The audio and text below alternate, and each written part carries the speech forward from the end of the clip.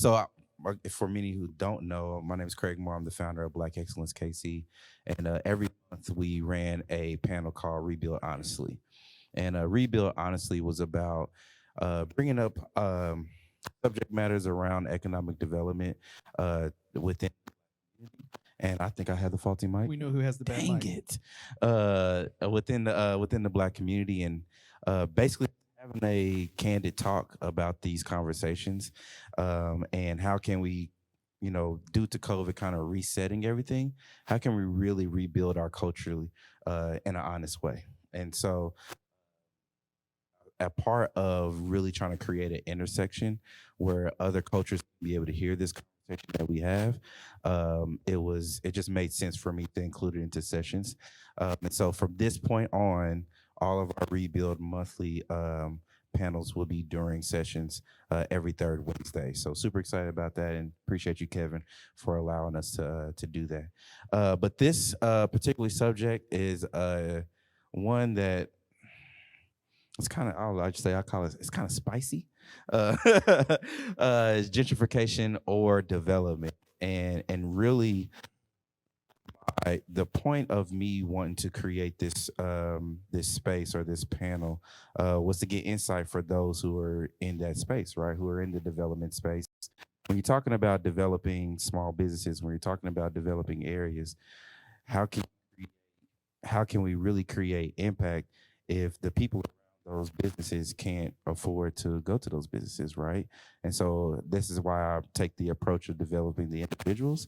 But in my space, I feel like that there are times where we can include the community, or we can find ways to include the community, so that opportunities that are coming to the Kansas City, these opportunities that are coming to the neighborhoods or the doorsteps of our neighborhoods, our community can be involved and we can really interact with them in a positive manner. And we're gonna get down to it. We're gonna get down to it. I'm gonna ask everybody to just kind of introduce themselves, and when you introduce yourself, I want you to give me your definition of gentrification, or you can give me the difference between gentrification and development from your perspective.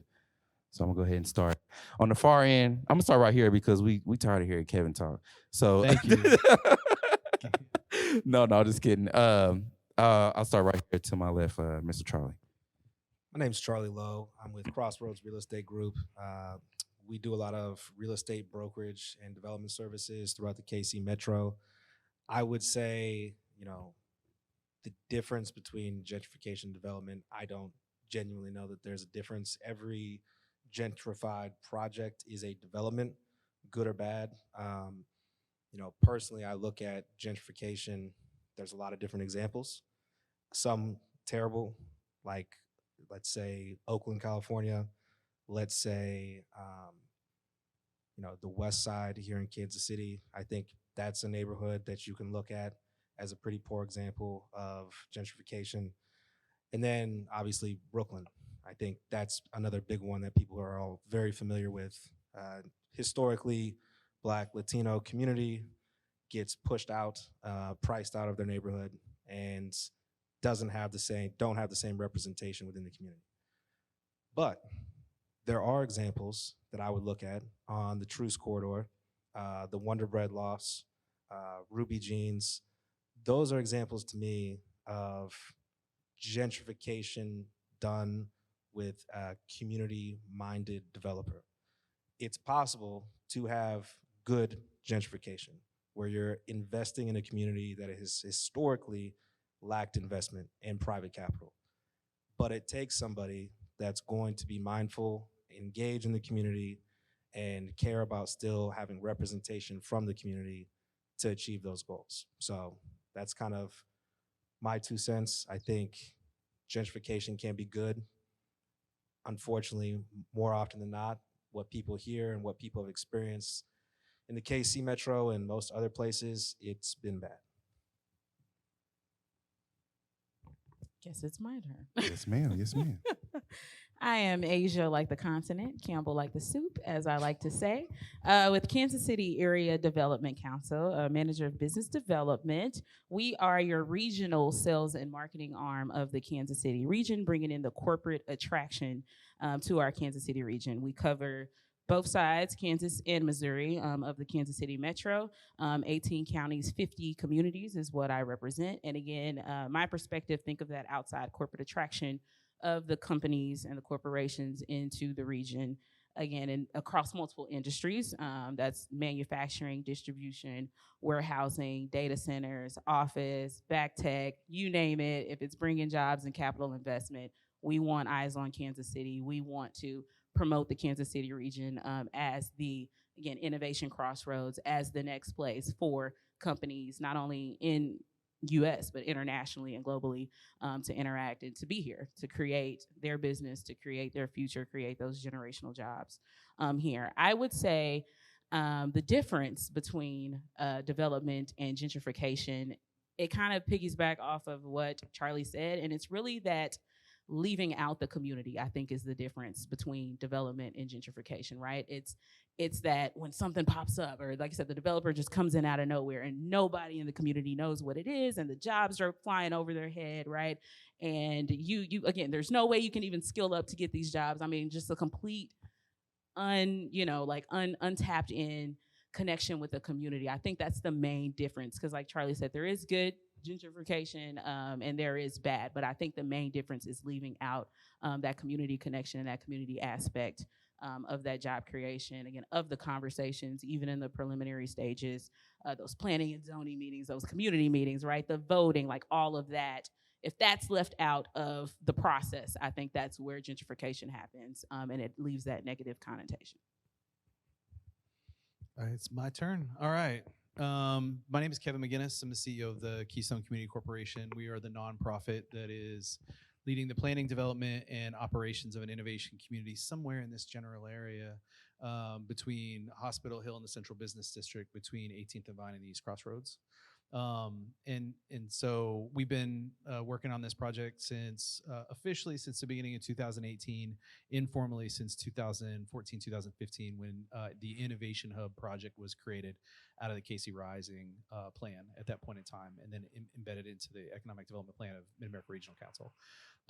For me, words have power. Like, if we haven't learned anything over the last 5-6 years, it's that words have extreme power, and especially when people try to like grab those words and use them for specific meanings that they might not have been intended for. And so gentrification, I'm a traditionalist. I go back to like what are the origin of words, what are the origin of meanings of certain types of things. And gentrification is a place-making word. It is about what happens to places when they are moved from kind of a lower income, lower class status into a middle class or upper class status. And what I think that has described is, and oftentimes, and I got in trouble for saying the same thing that Charlie and Asia said just a few minutes ago, 3 years ago on a panel at Corrigan Station, when I said, oftentimes gentrification is the goal, right? And there were people who said, no, that can't be right. And I think what's happened is we've taken this idea of developing areas and changing them from lower income areas and developing them and improving them, and we've overlooked the negative consequence. And what the real problem is, it's a displacement of people who are there now and people who have called that home, whether it's business or residence. And we've taken a word that is about place, and we have lost sight of exactly what Eddie said at the very beginning of this, which is what about the people? And so for me, gentrification and development, like to say, is it one or the other, is kind of you're missing the point a little, in that how can we ensure that it's done in collaboration with people, and it's done not just in collaboration with people, but it's also done for the people who are in an area, not to the people who are in an area. So for me, gentrification it's just a word, but it is a word that has been created. It has been grabbed, and power has been created out of it, because what people are oftentimes talking about when they talk about an area has been gentrified, they're talking about the displacement that has occurred, right? And the displacement of people because of the economic shift in that area. And so this is about economic development. This is about progress in many areas, in many ways. And it's the how we do it, not the what it is, that I think is the bigger issue that we should be addressing. And so, as I said in the beginning of this panel discussion, or how I named this series "Rebuild Honestly," is just to really find the truth and the depth of the things that we hold as a culture all the time, right? Gentrification has always been this thing that is about displacement, right? And so from what you hear from those who are in the industry, the word itself does not match, in a sense, the systematic processes that have been out there that have made people displaced. So as we talk about rebuild, honestly, I want to try to tap into that honestly a little bit from each of you. What is a time, or when was a time that you've navigated hurdles or faced something that you've heard when it comes to your development projects that have impact or that has potentially displaced the community that it was within? Have you all ever had that experience or been accused of that experience, and how did you navigate that experience? I know, it's spicy. Come on now. I guess I'll go first with this one. Yep, go ahead. Been involved in a lot of those, actually. I mean, I think the one that's most relevant to probably everyone in the room, just because it's been in the news a lot over the last several years. Mac Properties is one of my clients. Obviously, the Armor Corridor has been gentrified. When I first moved to Kansas City in 2012, I lived off East Armor and Gillum. Was the only apartment that I could afford at the time because I was making minimum wage. So kind of was what it was. It was great, nice, new apartments. The east side of Gillum had yet to be developed. A lot of those buildings, if people have been in the KC Metro for a while, you would recognize that a lot of those buildings were vacant for years and boarded up. Some of them were occupied, but the majority of those vacant buildings were just sitting there, boarded up, falling apart. A couple of them were notorious trap houses on the Armor Corridor. Now, that being said, when Mac did redevelop that area, rents did increase. They left a percentage of those units available for affordable housing, but in, my opinion, probably not enough. Going over to the Armor and Truce corridor, they are redeveloping those four corners.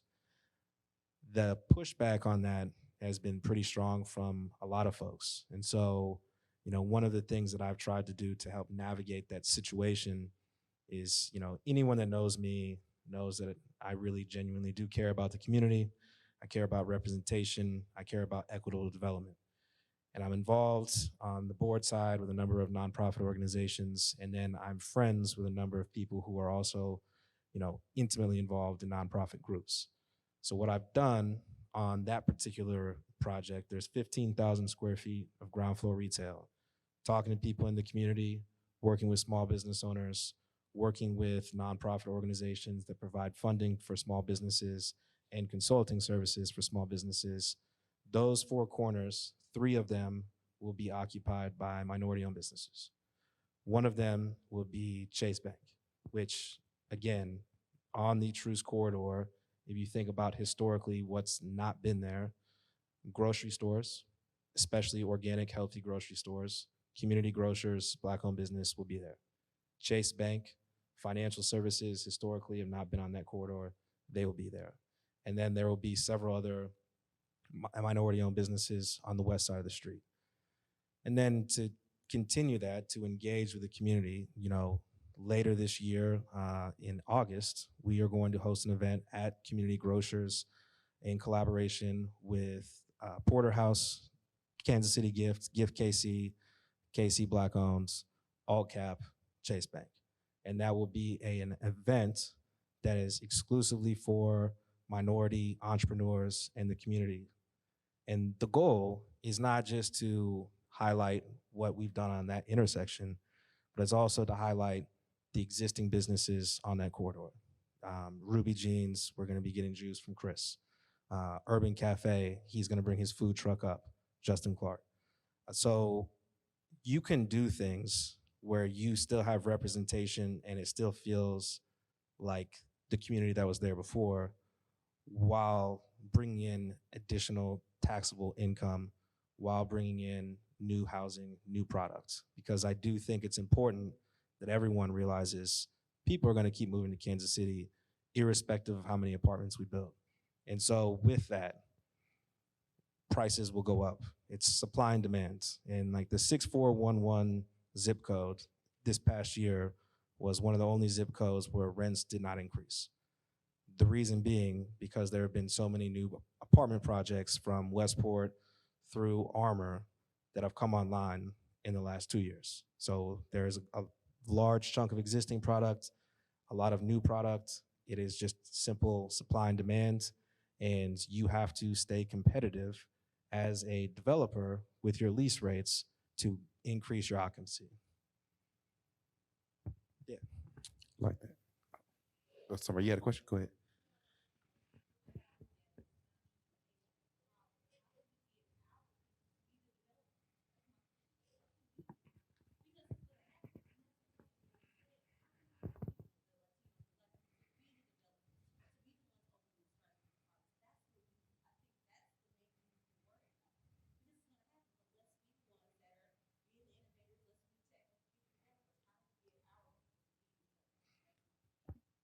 It's a great question.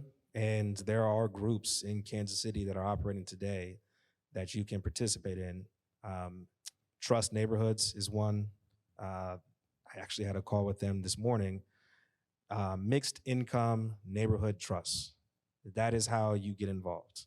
If you just were to give that a Google and look, there are other organizations in Kansas City that are doing the same thing. It allows community participation from an equity standpoint while also utilizing private capital. So these projects are not something where if you just got a group of 20, 50 people throwing in, $1,000 or $500, you would not be able to fund that project. So you still need that private capital. But it does give you a seat at the table. It does allow the community to drive the boat on what's going to be developed, what tenants are going to be in the project, and then you're also allowed and able to kind of set the parameters as far as what percentage of this housing is going to be affordable, what percentage is going to stay flat for the term of this loan, what percentage is going to increase with market rate, and what percentage will be above market rate. So again, it all comes down to the economics of making a deal work. But there are options like that that exist in Kansas City today. And I think there are some organizations that are currently trying to scale up for that exact purpose. Go ahead, Kevin. Yeah, I want to get back to your original question, but I do want to answer what you just said, because I think there's other programs that you happen to be right in the line of sight with a gentleman sitting right in front of you named Mark Irvin, who went through a program called READY as part of the Urban Land Institute, which is a program that's intended to get more people of color, more people who development is also a very male-centric practice and industry, and so get more females also involved in the development industry. And so that's a program that the Urban Land Institute has done. They just, I think I just found out tonight that they are getting ready to announce, if they haven't already announced, who the new cohort is that starts in September and goes through December, to actually put these people through kind of an institute practice to get them ready to be developers and help them understand the industry and give them the kind of the tools and the connections they need to do exactly what you're talking about, which is how do we get more people involved in that. The other thing I'd like to throw on in terms of an answer to your question a little bit, I had the privilege of hosting, during the pandemic, hosting a weekly webinar for the Urban Land Institute. I'm not a developer. I don't come from this space, but I was asked to facilitate these as part of my role for ULI. And so we did these weekly webinar series, and had the opportunity to do one with a woman, Rachel Jefferson from KCK, who is a community organizer, community advocate for Kansas City, Kansas. And she said something that struck me during that session that it was where I come from in this kind of, how do we equip people to better persevere through development and progress as it relates to economic development. And that's, we need to stop talking about affordability as the issue, and how do we increase people's ability to afford more? Because prices aren't going down. Charlie talked about prices have stayed flat because of supply and demand, but prices probably are never going down. And so how can we focus, at least not have this be an exclusive conversation just around affordability, but how can we also focus on, and not just living wage, but like, let's give people the opportunity to afford more, and people who have been historically excluded from that that table, right? Let's create a new table related to technology, venture, economic development, economic expansion, economic growth, and some of the things that I think Asia was mentioning that KCADC is focused on to bring new jobs and bring new things into the city and so on. And so this needs to be a two-part conversation. And I think there was in the marketing material that was brilliant. Whoever did the BXKC marketing of, this a coin with two sides. Shout out to Maisha. Yeah, shout out to your people over there, because the idea that this is a coin with two sides, to me, the two sides aren't just it's not gentrification and development, it's affordability, but also the ability to afford more. Like focusing again on the people and their ability to have income and have the ability to do more. And that shouldn't just be through subsidy and philanthropy and those types of things. It should be, their ability to participate in economic expansion of their livelihoods. Go ahead. I am a former architect, and I cannot tell you how many times, and also community development. I've been in neighborhood groups, and this developer descends out of nowhere, and oh, by the way, I'm going to be in front of the City Plan Commission next week, and I need you to support this thing you know nothing about. And then I'm listening to, what we talked about before, the Medici effect, but I think the problem is real estate development has been, like a lot of other things, done in a silo. And what I've witnessed is developers go into a neighborhood and they look at very specific things that are taken out of context, that are put into this formula they've used for hundreds of years, and they don't look at the human capital. They don't know the neighborhood in which they're investing, which doesn't make any sense if you're an investor. And I think, I'm very optimistic. I think they are dinosaurs, and they're going to lose out from the things that you were talking about, with the driverless cars. And that's the way the world is moving. And the communities that are developed through partnerships with developers that think about the world, like I'm studying trust-based philanthropy, and a lot of it is about long-term investment. So we can't go in and slap up an apartment building and walk away and cha-ching, it's just not gonna happen. It's not sustainable, and it's not a way to do business anymore. It's just not gonna happen, so. And I think to that point, what everybody has uncovered is that it's not a one-trick pony, right? There's not going to be one thing that solves all that we need, right? You're talking about wage increase, and not just not coming to a livable wage, but a thriving wage, right? What is it going to allow me to be able to thrive? That is access to wealth management and understanding how to create wealth and understanding what real estate is doing. That is access to just the knowledge of these programs that both of you all mentioned, but I'm pretty sure the Black community is just not aware of, right? I only found out about Trust Neighborhoods just through a national organization that I work for, because one of my fellows worked for Trust Neighborhoods. And it's shout out to Dave Kemper and oh my gosh, I can't forget, what's her name? Kavia, thank you. And Kavia with Trust Neighborhoods, who are doing some really great work.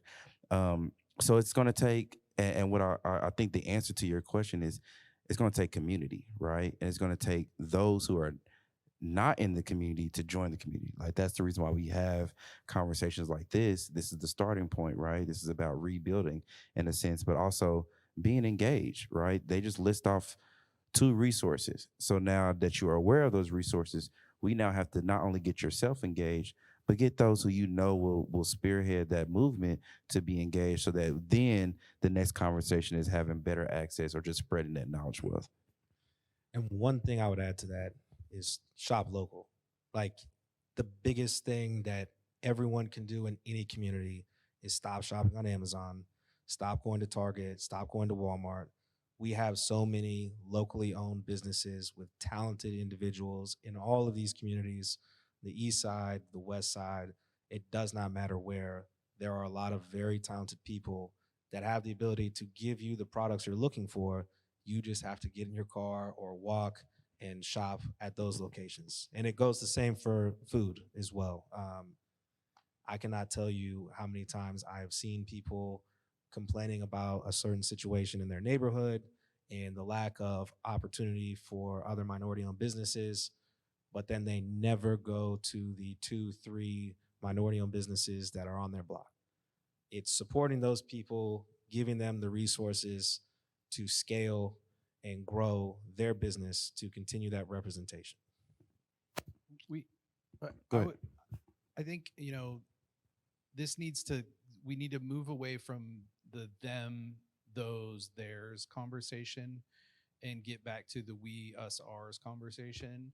And I know that's a really simplistic way to say, something about a very complex issue. I was fortunate enough when I stepped into this role for the very first time, and one of the first things I did, I'll go back to, is ULI again that did this. I got to participate in a program called Urban Plan, which was it's basically like a one-day workshop where they put you through. They use Legos, and you get around a table, and all the different groups are there, and it's typically targeted at political appointees or political officials or others. And everybody assumes a different role than maybe what your traditional role is, with one exception. The bankers who are in the room get to play the finance people because they're the only ones that understand money sometimes. But everybody else plays a role, and it's community, developer, and you walk through a simulation of developing a community and the complexities that go into it. And you get to hear the other sides of all of these issues around what a pro forma is and how, developers need to make, projects. This is the first time I made a project pencil. Right? I was like, what's that mean? But you start to understand the perspectives from other people, and you start to think about it as, we can do this together, but we need to understand the other perspectives for us to do this in a better way. And I think the same thing goes back to when we look at what KCADC is doing, and this idea that big companies are a bad thing, right? Big companies are, without big companies, you don't have generally disposable income that's paying salaries to people that are in communities that can then support small business, right? It's something called the Moretti principle. For every technology that's created in a community, it creates 5 small business jobs in that same community. And so those are the types of, it's not them and theirs, and it's not a competition, it's like collectively, because at the end of the day is when the meteor is about to hit the planet, we're not gonna care what color anybody is or how much money everybody's gonna make. We're gonna have to all come together collectively as a human species and work together. And I think we need to start doing that now, and not wait until the planet's on fire, which I think it is. Yeah, I love that you mentioned those big corporations coming in, because I want to direct the question to Asia. As you think about all the large corporations that are now, or these large projects that are coming, that KCADC that's been won, we have the World Cup coming, we have Panasonic coming in, and now we have Meta coming in town. So how do those types of projects, and I think Kevin gave a great example of how it does, but how does communities, how are they benefiting from these large projects coming to Kansas City? Absolutely, and that's a great question. So when you hear about these big projects, right, people just think they fall out of the sky, and it's not true. It's a whole process that goes behind things, and sometimes these take years, sometimes even decades, and sometimes they take short amount of times, depending on the scale of the project and the scope, right? So there's a process that goes into this. And to answer your question, how can underserved communities? It goes back to my guy in the back, what he talked about. It's the skill up effect, right? It's the development effect. These jobs are coming. You've heard them, you've seen them on the news, right? But construction, right, takes 2 years to build a building. If I want to be a data analysis and get a job at Meta, and it takes 2 years to build, and let's see, MCC offers a program where I can be a data analysis, that'll probably only take me, the 12 months to 18 months. What am I waiting on, right? So it's kind of getting those wheels turning even after the announcement, right? In the process, as economic developers, sometimes we can't even speak on these projects until they announce. And I think a lot of people don't know that as well. They got code names and everything. Yes, code names. Again, non-disclosure agreements are signed. This is on behalf of the community. This is on behalf of the corporation.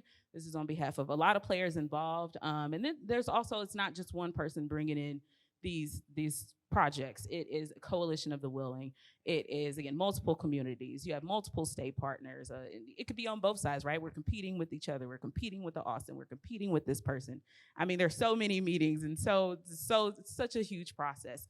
But it's that skill up effect, right? The same thing with Meta, or the same thing even at the airport, right? The airport jobs. Airport has always been here, but there's going to be a new airport, right? So it's a little bit more, right? You have new industries involved. You have technology that's going to be in the airport that's not in our old one, right? So there's different opportunities, and there's way that you can transfer your skills and your skill set to qualify for these positions. A lot of the positions that come with these jobs, they're not your traditional position, right? These are high-skilled positions. These are your welding. These are your machinery. These are your truck driving even, right? These are your forklift. These are some of the positions that people traditionally do not want to do. However, these jobs, like you said, they create lucrative wages. They create generational foundations for families to grow. I say everything is full circle. I initially got hired, of course, KCADC, and I'm going around in the CRM like, let's see what other companies they brought in. And just in history, I've worked for, again, in hindsight, at least 3 other companies that KCADC brought on, again, in the 90s or the early 2000s. Again, way that predates me, but I worked at in my growth in my career in the city. So there's a trickle-down effect, right, that goes on that ages you. It's years beyond you, right? You don't even see it. And as an economic developer and as leaders in the communities, you have to think past yourself, right? You have to remove your bias, and you have to say, okay, if I'm advocating for this project, I know it's going to bring these jobs, right? How do I get my people skilled up for these positions? How do I get the small businesses involved?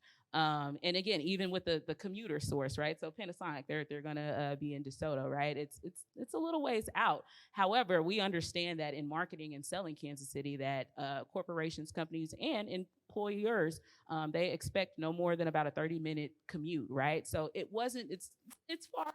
Not too far out to make people not want to apply for the role or for the job. So everyone in the region benefits, right? I mean, if you live in Kansas City, yes, there's Kansas, there's Missouri. First thing I had to do when I got hired is remove my bias. I'm born and raised Kansas City. You know, you like to have the Missouri versus Kansas war, throw that out the hat, right? Kansas City, it's one area, it's one region, right? If one side wins, we all win. We all cross over the state lines every single day. You spend money in Kansas, you spend money in Missouri. The tax dollars flow. Like I said, the work flows, it just all comes together. And we believe in our citizens. We believe in our region. We believe in everything that Kansas City has to offer in the culture. And if we don't believe in that, to sell that and to market that, these projects do not happen, right? I mean, because you're competing with the Austin, you're competing with the Dallas, you're competing with the Colorado, and you have to sell that. We bring those things and more. And this is why your company should locate here over that, right? We have these pipeline of talents coming out of the KUs, coming out of the Northwest, coming out of the UCM, right? We have these skilled workers coming out of MCC, coming out of JCC, and it's that innovation and it's that coalition and that collaboration that answers those questions for the why Kansas City over other communities. And I think that's how people can get involved is, again, once they announce, think outside the box, right? Don't just expect these jobs to come knocking on your front door. Any job you get has to be earned, you know, regardless. Think about how you can place yourself in whether it's the individual role, or maybe I do want to start a small business, right? Maybe I do want to start a transportation company that takes workers from the city to DeSoto to Panasonic if the bus company won't do it, right? You have to think outside the box to be the solution for what's coming in your community and in your environment. And I think that's the role we take. And shout out to everyone in the crowd today. You're obviously interested in making a change. And shout out to everyone that's watching today because you're interested in making a change. And so I think it takes that so that everyone can benefit from all of these major projects that come. And I think that's the thing about the history of gentrification, right? You feel like that you're helpless. You feel like something is happening that the powers that be are not going to allow you to be involved, right? And so then it puts you into this perspective that you don't have ownership of who you are, or you don't have ownership of your thought process. So how can you change your mindset? Like she just named off like 3 businesses. I guarantee you ain't nobody that's going to work at Panasonic going to stay in DeSoto. Who all wants to stay in DeSoto? You know what I mean? You're going to live here in Kansas City. So that transportation piece is a big piece, you know? Even with the amount of people that I know who are now starting their truck business, right? Like, think about those jobs that are going to be created, those contracts are going to be created. How can we think outside of what we normally are in this Medici or in this intersection? Think outside of what we normally understand or what we've been taught to be able to skill up ourselves or find opportunities to skill up. So that, again, we're not asking people to come down to where we are, but we're all lifting each other up. And I have this love-hate with this saying, with the rising tide lifts all boats. But in a sense, you can be that rising tide, that you going out to think outside that box. You never know how that's going to mean for your neighbor who sees you coming in, working day in and out, to be able to make sure that you are providing yourself an opportunity and that they can do the same thing. Go ahead, Kevin.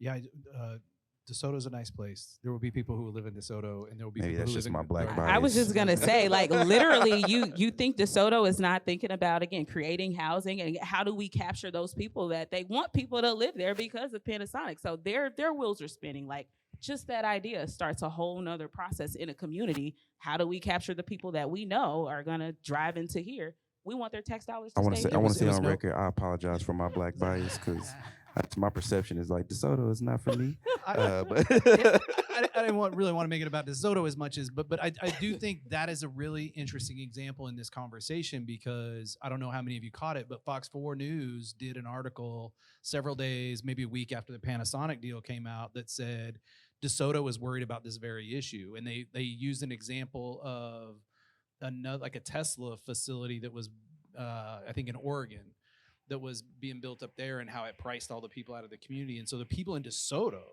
are worried about this very same issue of being priced out of their own community, because many of those, I mean, that's a rural community, and a lot of those people have lived there for generations, right? Same as in an urban core like Kansas City, Missouri. So this isn't just an issue that hits underdeveloped, urban core areas as much. Anytime that there is development and there is an increase in wages and an increase in economic activity in an area, this happens. I think it goes back to something that was said earlier, though. These industries, real estate development, construction, there hasn't been a tremendous amount of innovation in these industries in decades, in 50 plus years when you look at some of these industries. And I think the innovation isn't just technology innovation, because there's so many types of innovation that can happen. There needs to be innovation and we're starting to see some of it in community engagement, right? Like, you can't just show up a week before you're supposed to be at a planning commission meeting and ask for people's support. That's one of the lessons that hard lessons that I've learned in Keystone, and in the project that we've been working on here is, my mother always used to tell me, trust is earned, it's not given to someone.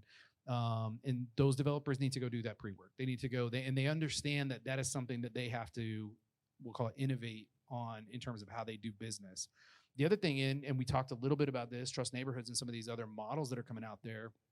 Marlboro School, I think, is one of those examples where, how can the community invest in a project? How can you create a platform where the community is actually able to put money into a platform?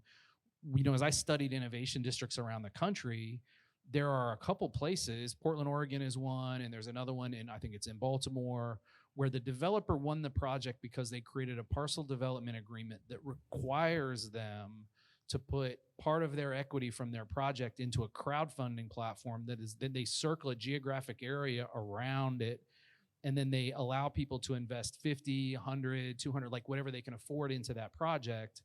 And then it's, I think in Portland it was, and this, I think this was an Alka Equity Square. This is something that had been modeled after in some of the work that they'd done there. Philanthropy underwrites the downside, so those people can't lose their money if the project goes south, but they can enjoy the benefits, the accretive benefits of that project over time. And I think it's reevaluated, reappraised every year, so, which is unusual for a project. So they, other than for tax reasons, depending on what county you live in, they're reappraised, and they can see how they've accrued value in terms of the shares that they own in that project. I think the real innovation comes if we can do the next step, which allows people to borrow against that, so they don't have to cash out to realize the financial upside of benefiting from the increase in value from a development as shareholders in their community. Even if they don't live in that project, even if they don't shop there, they can still be shareholders in development that happens in their community, and allow them to borrow against that. That's an innovation that allows them to then improve their properties or gives them income to allow. them to, pay taxes and do the things if those, there's other tools that can be put in place. But those are the types of innovations that I think need to happen for this to catch up, and this issue of displacement from gentrification, for development to be looked at positively by people in a lot of different neighborhoods and communities. Okay. Go ahead. One thing that I think is always missed out of these type of conversations is why aren't we talking about the affluent neighborhoods and the well-developed neighborhoods, and why aren't they developing affordable housing or bringing in more mixed income, right? I think we don't hear that at all in this conversation. I think that's something that we've got to do a better job of really thinking about how we can create more mixed incomes within those things. Why do we have to develop, our communities of color, our low-income communities? There's obvious reasons there, but we're not talking about that other part. And I think that there's a lot of upside to that, creating more housing stock in those neighborhoods to allow for the underdeveloped neighborhoods to have more quote unquote affordable housing or market rate for that market. And how can we start to elevate that to these type of conversations? What does that look like?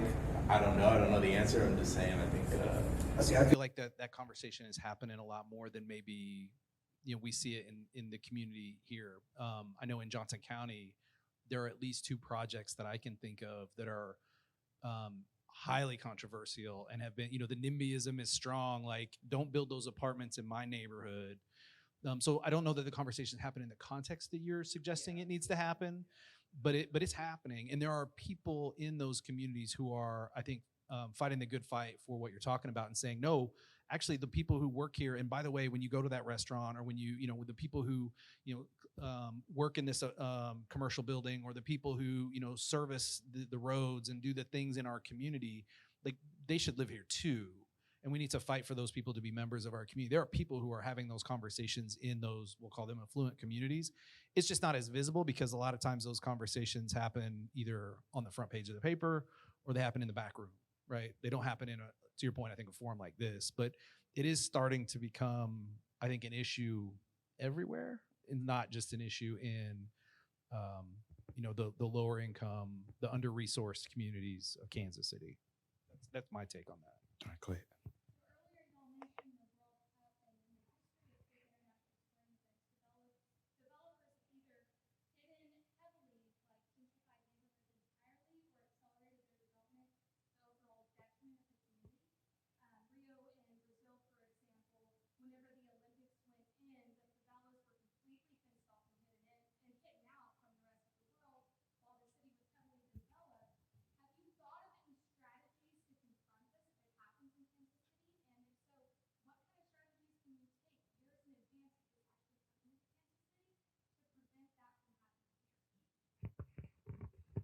Make sure my mic is on. That is a very, very good question.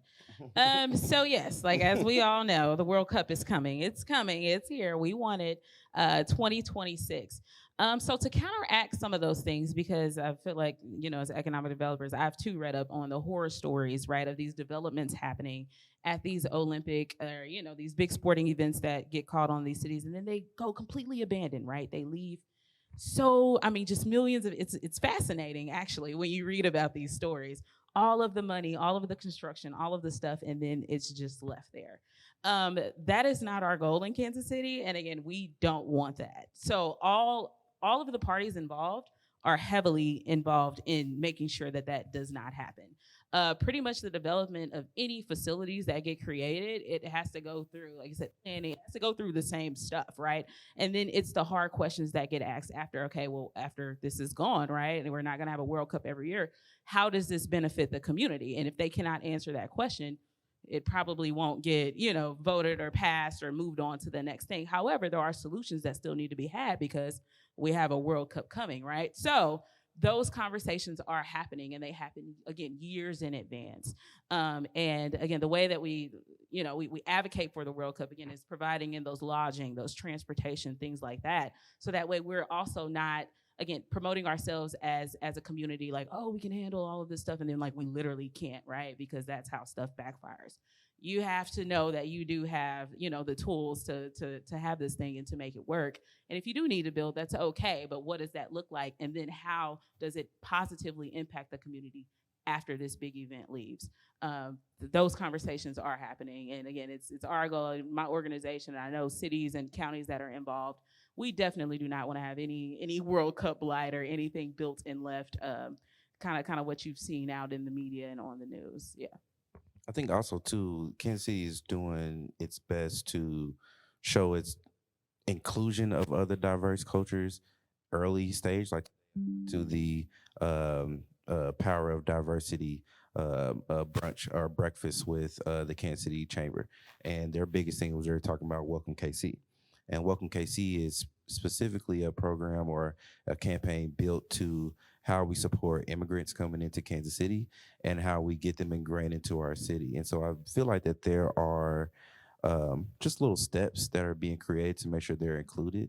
They have a partnership with like organizations like Kansas City Black Owned, to where they're making sure that they're highlighting Black owned businesses. And then you have the Heartland Black Chamber, who are partnering with J.E. Dunn. They're partnering with these large corporations to ensure that Black business have what they need to be able to support. So it's not so much that they're going to be overshadowed, but more so that there are opportunities to be included. But I think there's one piece when you talk about, there's one thing that I want to make sure that we as a community understand, is that when we're asking for these resources for us to help out, we engage and we engage in them well.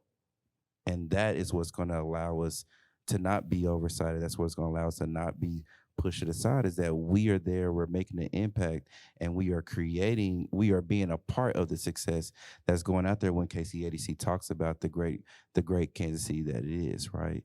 And so we have to make sure that we do our part when these resources are available. And then we actually got to make sure that we do our part so well that we don't need the resources anymore, if that truly makes sense. You know what I mean? We can really do what we need to do on our own. But when you talk about equity and when you talk about needing that leg up and having these systematic practices that were built against us, you're going to need that a little bit of support in the beginning. But how can you sustain yourself? How can you make sure that you're creating a business, you're creating a practice, you're creating the awareness, and you're passing down that knowledge so that generations behind you can be able to put in those footsteps. I got time for one more comment from the crowd, and then we're going to dip out. Yeah.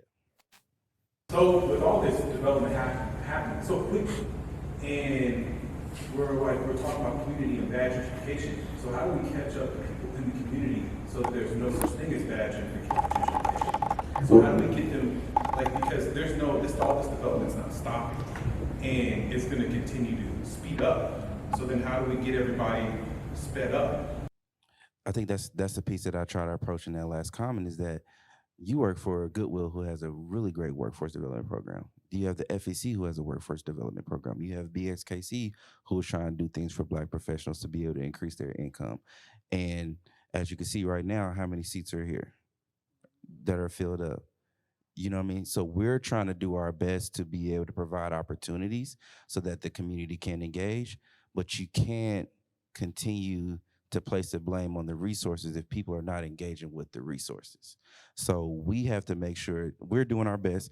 Look, this BSKC is Craig by himself with 30 of the busiest Black professionals in Kansas City who are doing their best to get the word out about these types of things. And I'm scrambling for funding with under $1,000 in my bank account. So I can't afford Facebook ads to put it out there. You know what I mean? I can't afford a lot of things, but I'm a resource who's trying to do it. So we need that word of mouth. We need you to go to the community. We need you to engage so that we can be able to, like she said, it's going to be 2026 when it gets here. 4 years. 4 years. The FEC has a program that you can go through for 6 months and then you get a job placed right then and there. And that doesn't have to be your forever job, but at least you got a job that's going to get you some experience. So then by the time it gets here, you can now be promoted to be able to be in a top position to be able to engage. So it's like, again, that's that perspective change. That's that mindset that we who are here, who are willing to engage, we can't just go home and talk to ourselves about it. We got to be able to call up and be like, hey, I just went to this event. I need you to be on your stuff. I need you to engage. I need you to come with me. I'm going to pay for your ticket. And we all need to pull up so that we as a community can be able to take advantage of these opportunities that are coming to Kansas City.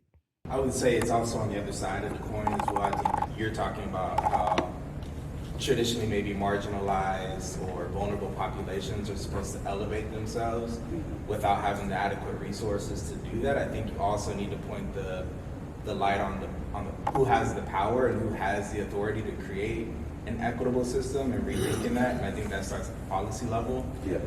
And what I think where we as people can come together as a big group, as a collective with a unified voice to create change. And you see groups like Casey Tenants, their actions and way that they approach the work is very disruptive, and we may not all agree with their tactics, but I think what they've done is created a microphone for the voice of those that don't have a voice within these systems that weren't created for them. So I just want to make sure that that's really spoken as well, because I think it's both sides of the coin. I agree. One more thing I'll add. Union labor jobs pay very, very well. There's going to be a ton of construction over the next 4 years. Those are the kinds of things. There is a huge shortage in the labor force for construction today in the Kansas City metro area. And that's one of those things, people want to sit at the table, people want to climb the ladder from a, financial standpoint. Getting a trade skill is very affordable, and those jobs pay very well. The idea that you have to go to get a 4-year degree or go to community college, I don't think that's for everyone. I think that's one of those things that has kind of been a narrative in the United States, that to become successful, to become wealthy, you have to have a 4-year degree or above. I don't think that's the case anymore in today's society. There are also a lot of tech job certifications that you can get in 6 to 18 months that pay very well as well. So those are the kinds of things that are affordable. The barrier to entry is fairly low, and that is a way for upward financial mobility. Honestly, it really does all fall back to education, workforce development, upskilling yourself and those around you to stay ahead of the development and to stay ahead of what's coming, right? Like I said, the jobs are going to keep coming, the housing is going to keep getting built, the prices are going to keep going up, right? How do you continue to stay proactive on that change, right? Like, it's coming, like change is inevitable. And I think we do a disservice to ourselves, kind of like what Craig said, I'm gonna get this job and I'm gonna stay here forever. I mean, yes, you can do that, but at the same time, when you think about the more you could have progressed if you would have took, a 6-month class or a 6-week class to enhance on the skills that you already have. And like I said, that's affordable. That can get you to the next level. That can enter you into an industry that you had no clue that, that transferred skill goes over to. So boom, you leave that industry, you go into a next one, you're creating innovation in another one, and then you're opening up a door for somebody else to come behind you, right? I think that it's that development, and it's that understanding where you are in your life cycle and your society, and what you can realistically do within your environment and your skills to stay ahead of the development and stay ahead of those skills that can take you and your family and your next generation and your grandkids and your grandkids that aren't even born yet to the next level. It's really that education and that skill up aspect. We had a really interesting panel here. The first week we launched sessions with Anita Davis, the Chief Mission Officer here at Goodwill. And the point of the conversation wasn't to talk necessarily about Goodwill's programs and the workforce development work they did. It was to talk about this deficit that we see between the training programs and the MCC programs and the Goodwill programs. And we talk about all these open jobs and open seats and all these companies that are trying to hire. And they're not all trade skills. Even the technology companies have so many open chairs. But we see these people, there are open seats in all these training programs. And the conversation was, what's created this gap between, we know people need jobs and we know people need to, wage up, increase, their, affordability and what they can afford. And the demand side, there's all these open seats. Like, why is there a gap? And the two things that we talked about that I thought were really interesting. One was the cultural gap between, folks not understanding this job is for me. Right? Like, not like thinking that technology is like, I'm not a technologist. I'm not a programmer. artificial intelligence, like, no, I don't know anything about it, but not understanding that there are ways to get in those fields in a very quick way. And there are ways to get in those fields without being a technologist and doing these things and to get started.